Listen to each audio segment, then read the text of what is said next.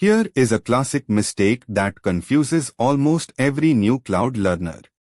You launch an EC2 instance, install your web server, and access it successfully via its public IP address. Everything looks great. Then, to save money, you stop the instance for the night. The next morning, you start it up, try to connect to that same IP address, and nothing. The connection times out. Your website is down. You haven't changed a single configuration file, yet everything is broken. What happened?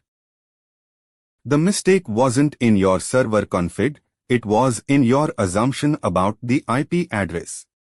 You lightly hard-coded the auto-assigned public IP into your SSH client, your application code, or your DNS settings.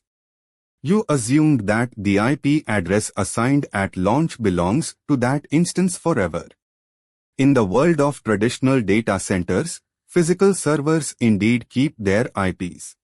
But in the cloud, specific resources like public IPv4 addresses are dynamic and ephemeral by default. Why does AWS do this? Public IPv4 addresses are a scarce global resource. AWS manages a massive pool of these addresses. When you verify the auto-assign public IP setting, you are essentially borrowing an IP from this pool. You don't own it, you are just leasing it for as long as your instance is efficiently utilizing it.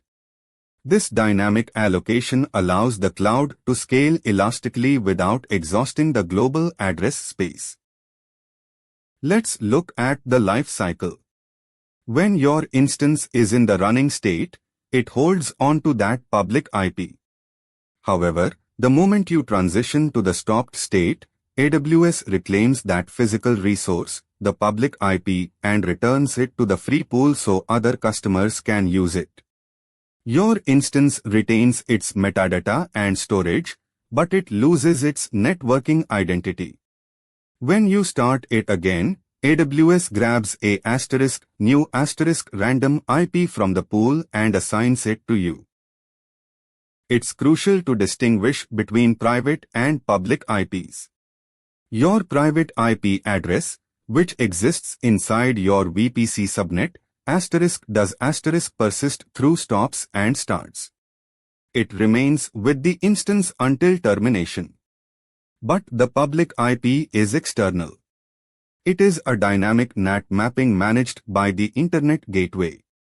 This split behavior is often why internal backend communication works fine while external user access breaks unexpectedly after a reboot. A common point of confusion is the difference between specific actions. If you simply reboot the instance from the AWS console, or run sudo reboot inside the OS, you keep the public IP.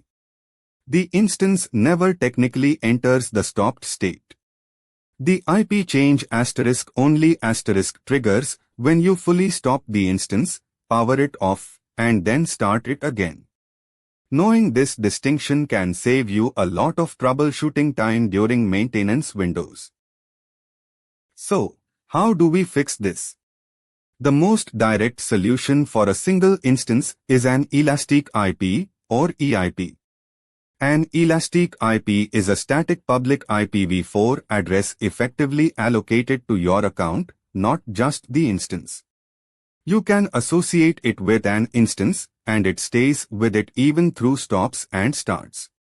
If your instance dies, you can instantly remap the EIP to a replacement instance, keeping your public endpoint valid. A warning on elastic IPs: they are designed to be used. AWS charges you a small hourly fee for any EIP that is not associated with a running instance. This prevents users from hoarding IP addresses they aren't using. So, while EIPs solve the connectivity issue, remember to release them if you terminate the underlying instance, or you'll find a surprise charge on your bill at the end of the month.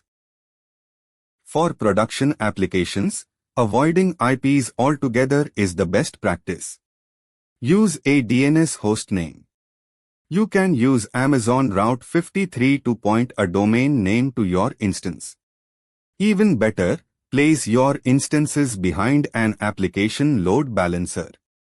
The load balancer provides a static DNS entry point, while backend instances can scale up, down, change IPs, or be replaced without your users ever noticing.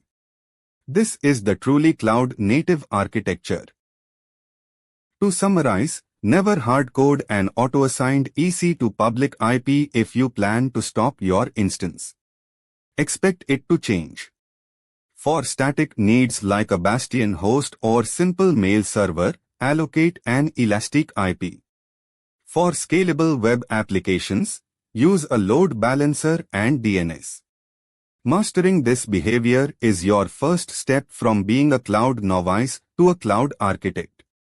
Thanks for watching, and see you in the next lesson.